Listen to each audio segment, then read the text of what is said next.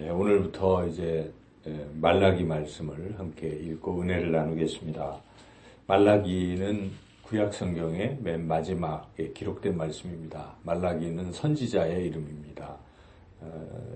시대적으로 주전 약 400년 정도에 기록된 말씀이라고 볼 수가 있습니다. 그 주전 400년의 이스라엘의 형편은 그 느헤미야의 종교 개혁 같은 성벽을 재건하고 또 백성들이 다시 말씀 앞에 서고 이런 개혁들이 틀림없이 있었지만 그로부터 또 수십 년이 지난 후에 다시 이스라엘 백성들은 옛날처럼 돌아간 것입니다. 영적으로 매우 타락한 그런 상태로 돌아갔습니다. 오늘 이 말씀, 앞으로 이 말라기 말씀은 그들의 그런 영적 상태가 얼마나 타락했는가를 하나님께서 선지자 말라기를 통해서 경고해 주시는 그러한 말씀이죠. 너무나 타락해서 하나님께서는 침묵을 지키실 정도로 그 이후 주전 400년부터 예수님께서 오시는 세례 요한이 등장하는 그 시기까지 한 400여 년 동안 아무런 선지자도 하나님께서 보내시지 아니하셨다 하는 것입니다. 그것은 하나님, 속된 말로 말한다면 우리가 너무 기가 막히고 어이가 없으면은 말을 못 하잖아요. 그와 같은 심정, 하나님께서 정말 안타까워하는 그런 심정으로 어이가 없고 하는 그런 심정으로 400년을 침묵하시고 드디어 인간의 스스로 구원받을 수 없기에 이러한 택한 백성마저 끝까지 이렇게까지 악하였기 때문에 하나님의 은혜로 구원하시기로 예수님을 이렇게 보내시기로 작정하시고 400년을 준비하신 후에 우리 예수님을 보내주신 것이죠. 오늘 그래서 이 말라기의 구절을 보면 1장은 제사장들의 그러한 1장과 2장은 1장은 물론 전체적인 이야기가 있고 제사장들의 그런 죄악상 2장 전반부까지 그런 죄악상이 나오고 2장 후반부부터 3장까지 걸쳐서는 백성들의 또한 그 죄악상을 말라기가 고발하고 있는 것이죠. 하나님께서 주신 말씀으로 고발하고 이제 마지막 4장에서는 그러나 하나님께서 그럼에도 불구하고 이제 예수님을 이 땅에 보내실 것이고 그에 앞서서 선지자 엘리야와 같은 선지자를 보내실 것이다 라는 것으로 이제 말라기가 끝이 납니다.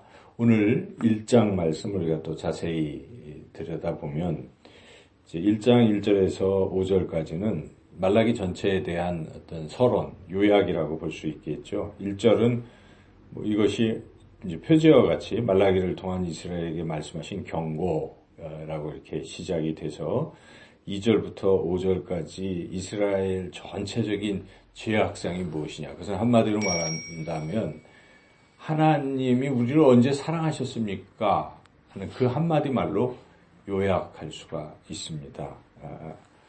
여기에 보면은 2절에 이제 그런 것인데요. 2절에서 전까지 같이 한번 읽어보겠습니다. 여호와께서 이르시되 내가 너희를 사랑하였노라 하나 너희는 이르기를 주께서 어떻게 우리를 사랑하셨나이까 하는도다. 거기까지요. 그렇죠.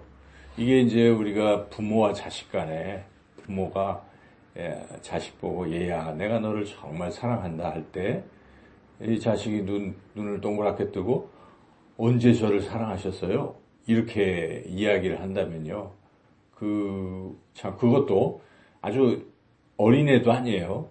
지금 이스라엘이 처음부터 택하셔서 지금까지 구약 끝이니까요. 지금까지 이게 장성하게 가나안 땅도 주시고 풍성히 채워주시고 잘못해도 용서하시고 또 용서하시고 또 용서하시고 여기까지 와서 그래도 내가 너를 사랑하였노라 이렇게 하나님 말씀하실 때 이 이스라엘 백성이 언제 사랑했습니까? 라고 지금 반문하듯이 따지듯이 이야기하고 있다는 것이죠. 자녀들이 만약에 그렇다면 정말 기가 막히겠죠.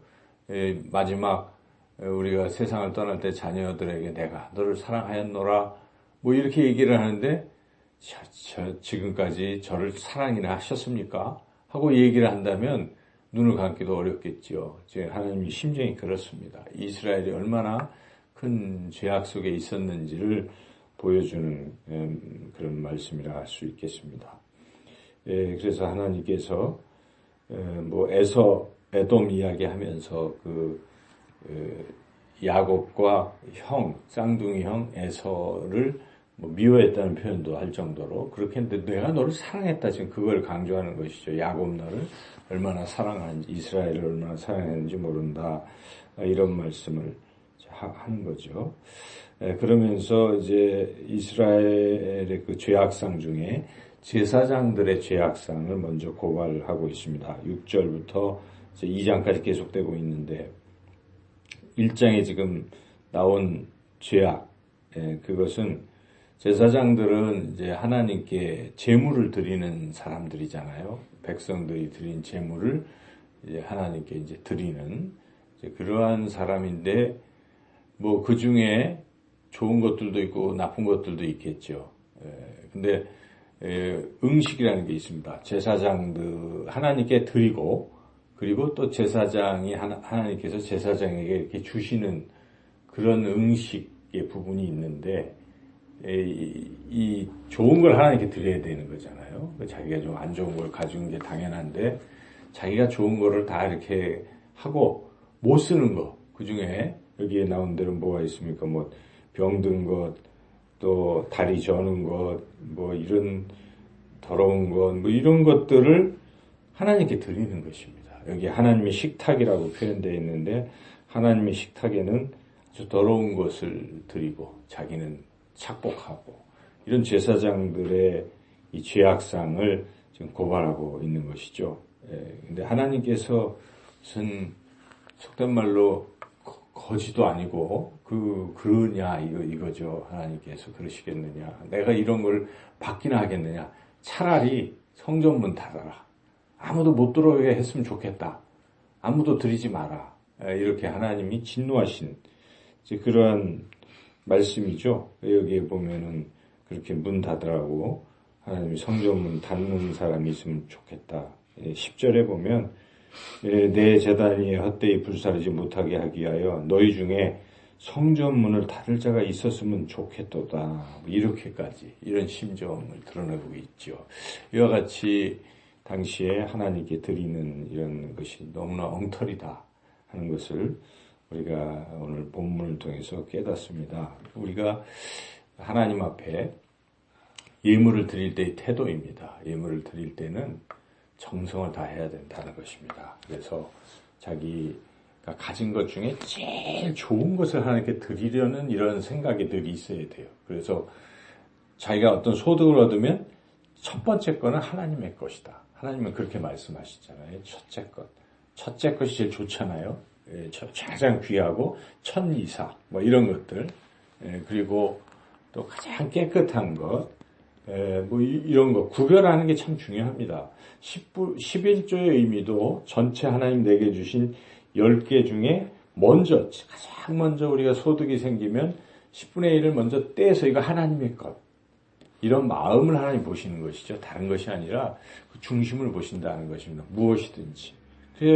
우리 전통적으로 우리 옛날에 이 신앙생활 하신 우리 분들은 항상 그렇게 한 거예요. 가장 좋은 것을 하나님께 드리는 게 삶의 습관이 돼 있어서 그분들은 심지어 헌금을 드릴 때도 가장 새 돈으로 새 것으로 하나님께 이렇게 좀 구별해서 드리는 그러한 모습. 하나님은 그 마음의 중심을 보시는 것이죠.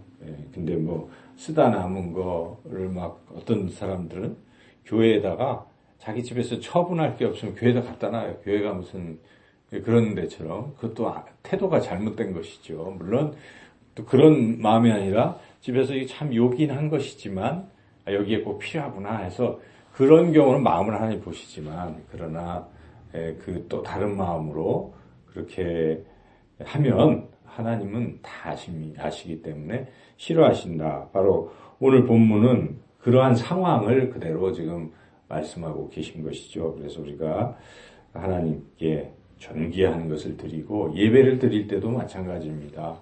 예배도 정성을 다해서 내가 이 주일날 예배 드리러 오는 이 시간이 내가 가지고 있는 시간 중에 가장 귀한 시간이고 그 시간을 또 귀하게 여기고 드리는 이런 태도들, 이걸 우리가 한마디로 하나님을 경외하는 것이라고 말할 수가 있습니다. 하나님을 존경하고 하나님을 두려워하는 이런 속에서 하나님을 존귀 높이고 하는 이런 신앙의 삶을 우리가 살아가시기를 주님의 이름으로 축원합니다.